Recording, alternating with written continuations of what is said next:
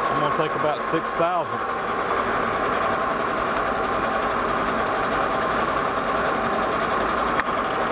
More than enough depth there.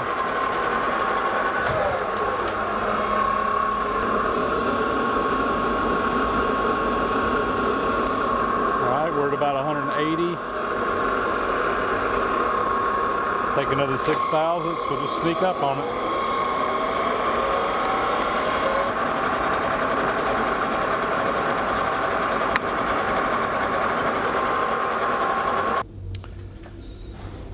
So I'm just going to leave this chucked up over here in the lathe. This will be a convenient work holding station for me here. And I've just got an 832 die and a die stock. And see if we can get this started.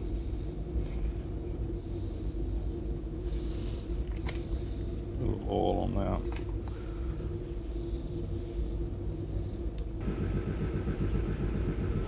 I know y'all see this die stock going crooked, but the die is actually not in there straight, so I'm not too worried about that. I noticed it's gotten lopsided in there. No big deal. The die is running straight. You can see the crack back there.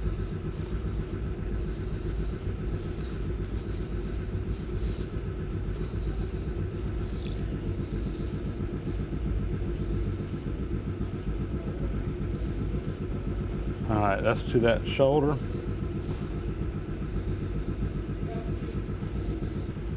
Taking this out, I've taken it to the parts washer and cleaned it up real good with some mineral spirits to get all this oil off. And what I'm going to do is I'm going to put a little thread lock on this. All right, I think this will work. That's up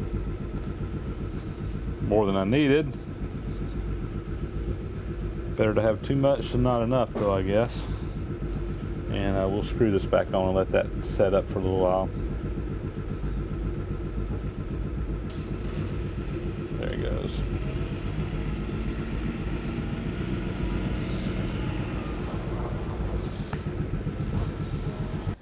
So the next step is we got this little flat milled in here, and I've measured it, and there's 100 thousandths thickness from the top to the bottom. This is 184 thousandths. We need to mill out 84 thousandths deep, and leave 100 thousandths in the bottom. That's 7/16 inch between there, and I've got a 7/16 inch end mill in here. I've set this up where it's in here where across the top is flat, or just eyeballing it. I didn't do any measurements. There's really not a good way for me to do that because there are not any machine surfaces on there for me to measure off of. So, you know, we're just going to eyeball it, get it level, and I'm going to come down, touch off, and we're going to mill that out. Again, because of the small diameter here, because it's sticking out and not very well supported, I'm going to take very small passes. We're going to take our time. We're going to just get through this. We're not going to get in a hurry. Probably take no more than 10 thousandths cut at a time. It's going to take a few minutes, but that's what I think we need to do. And let's get going. All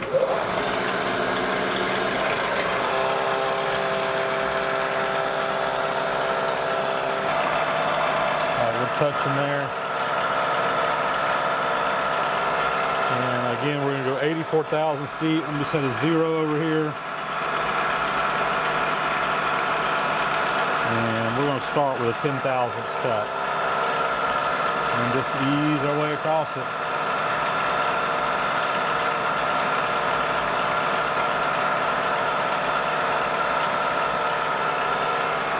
Take another 10.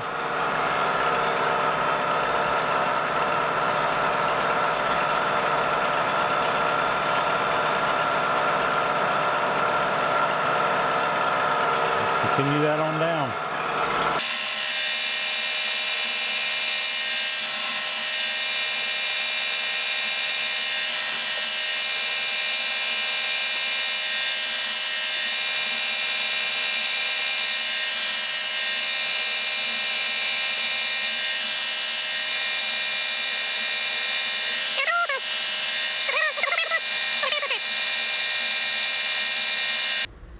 So there's the step in there, and about a half a thou under 100. So we're good on that diameter, or that measurement.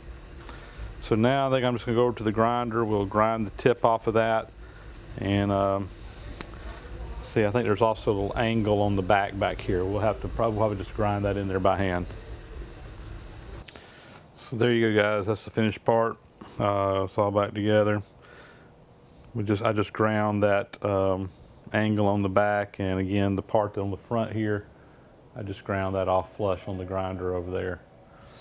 So hopefully that should be all ready to go back to its owner, and hopefully it'll work as it's supposed to. So my next item I need to give you a little backstory on. So a couple of years ago I bought a toolbox, and in that toolbox was this set of Mitutoyo digital calipers. And I've shared before, I'm not a huge fan of digital calipers. There's absolutely nothing wrong with them. If you like them, that's great. I just like dial calipers. I just like having the dial. That's what I'm accustomed to. That's what I'm used to. And that's just my preference. But anyway, I found these were in a toolbox. I threw a set of batteries in them.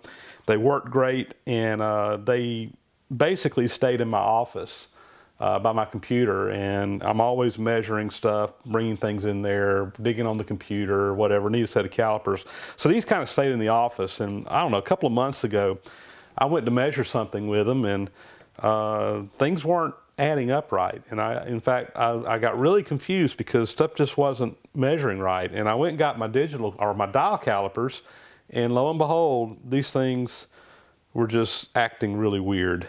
They were not measuring correctly. They were giving me random numbers every time. I thought, well, maybe the battery's getting weak, so I threw a new battery in it.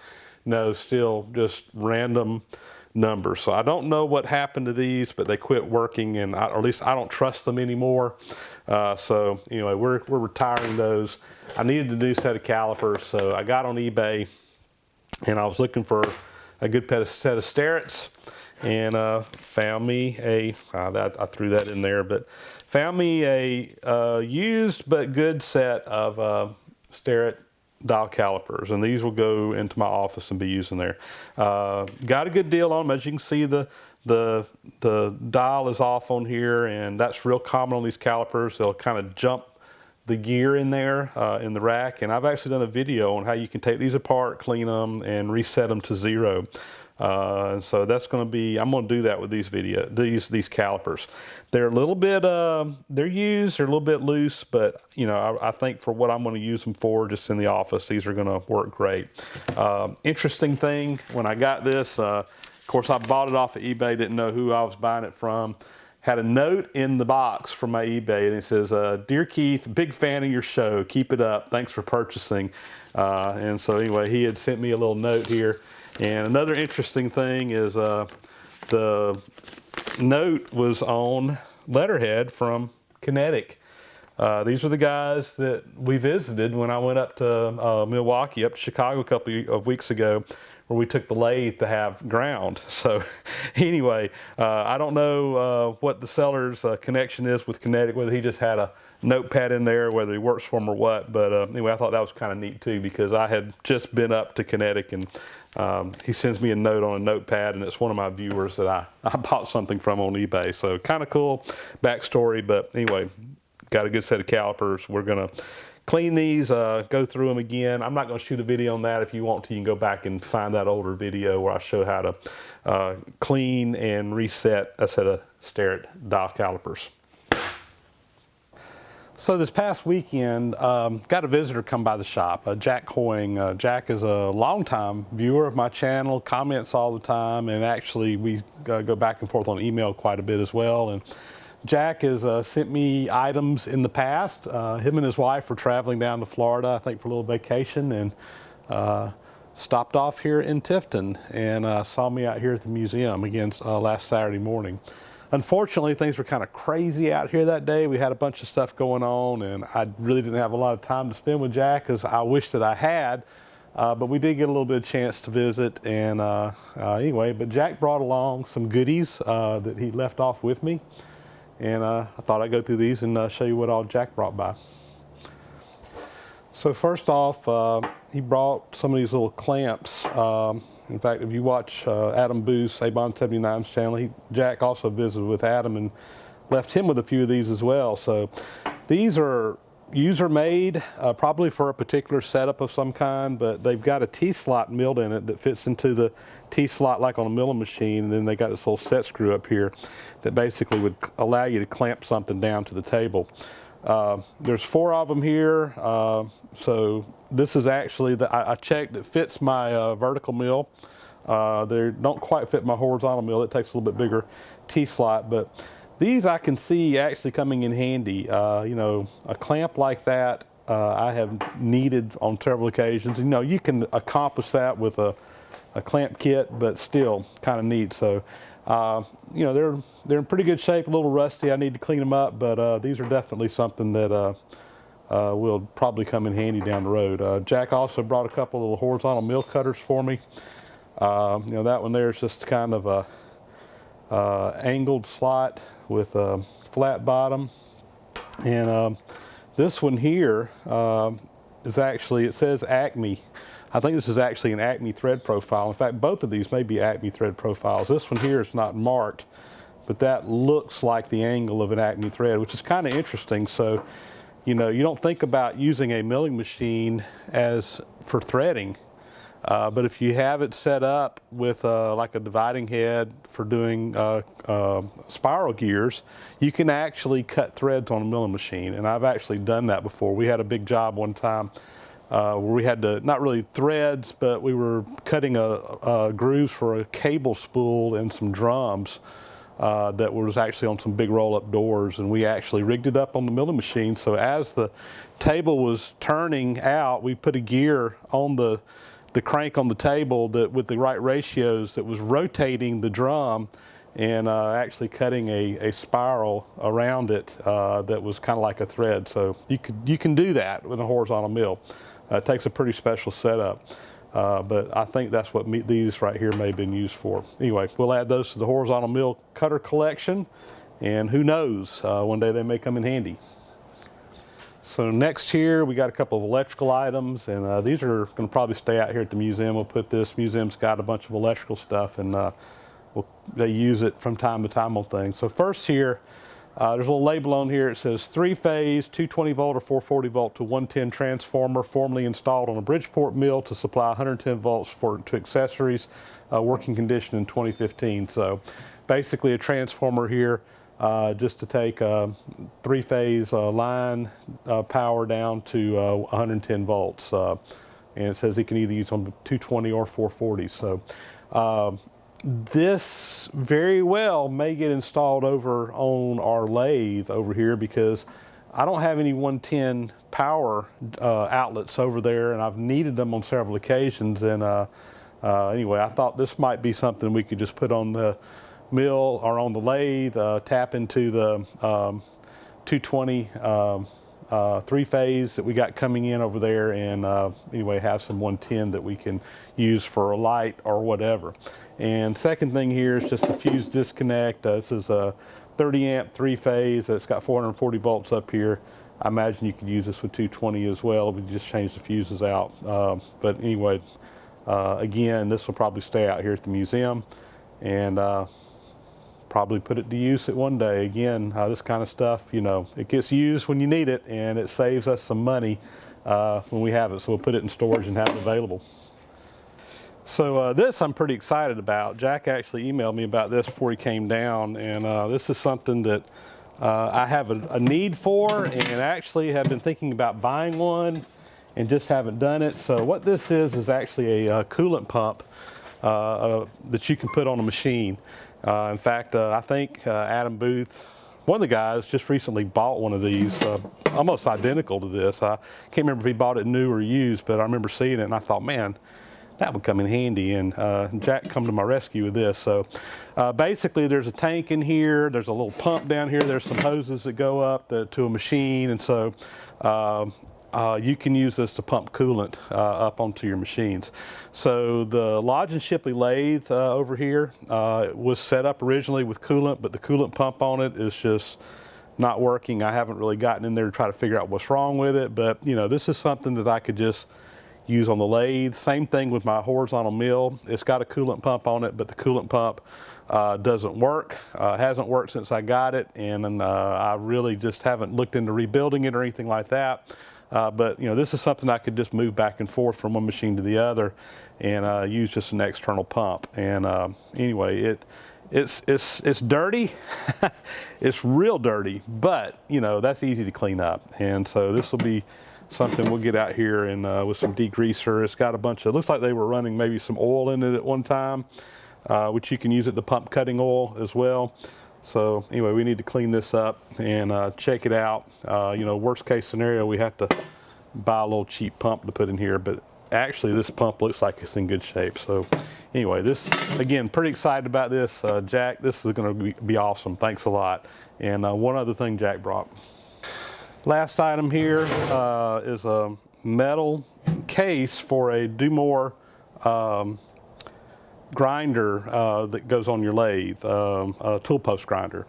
And I actually have a tool post grinder. I'm pretty sure mine was made by Dumore. It's actually marked South Bend, but it looks just like a bunch of the Dumores.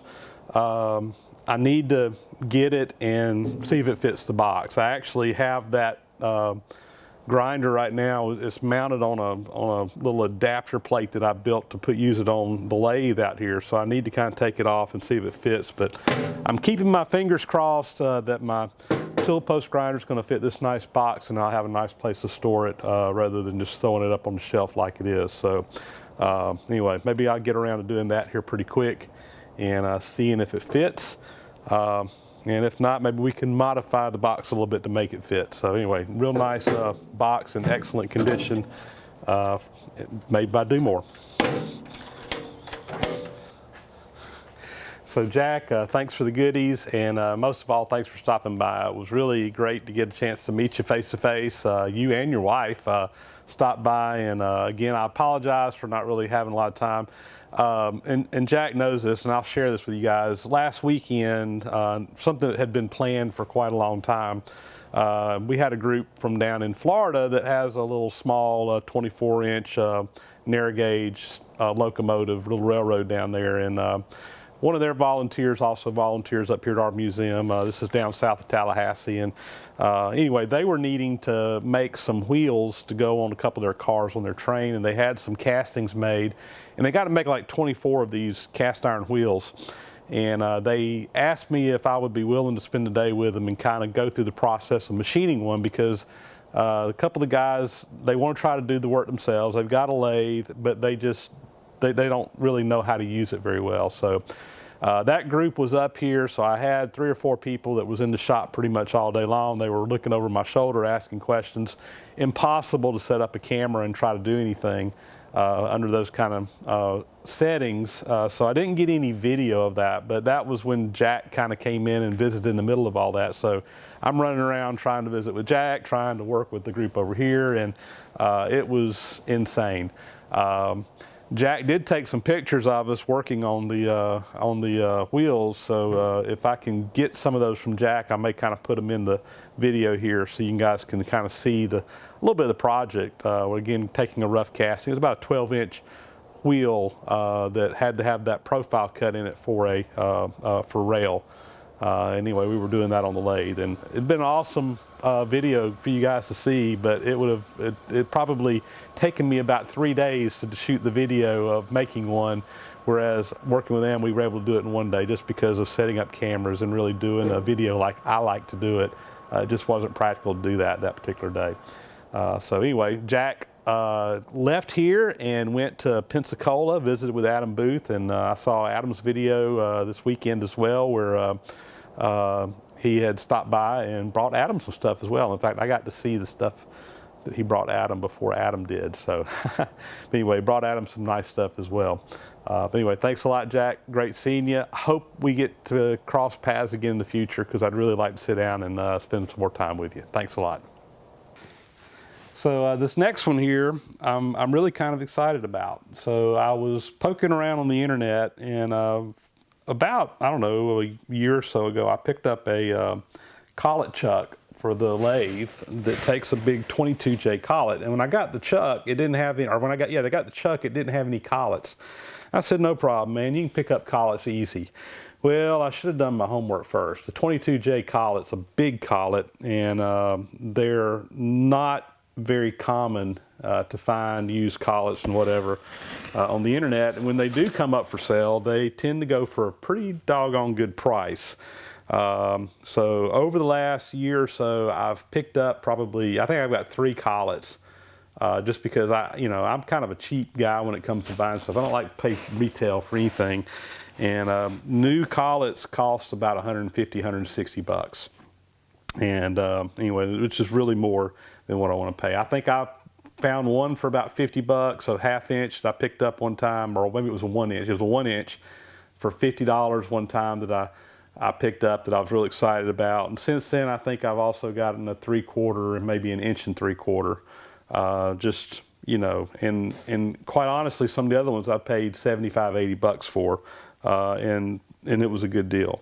Anyway, found a guy had a brand spanking new 22J collet. I can't remember what size, on the internet. And I think he was asking like $85. Made a comment, says I got some other sizes. So I contacted him. Said, well, what sizes do you have? And he sent me a list, and he had 8 collets that were sizes that I didn't have.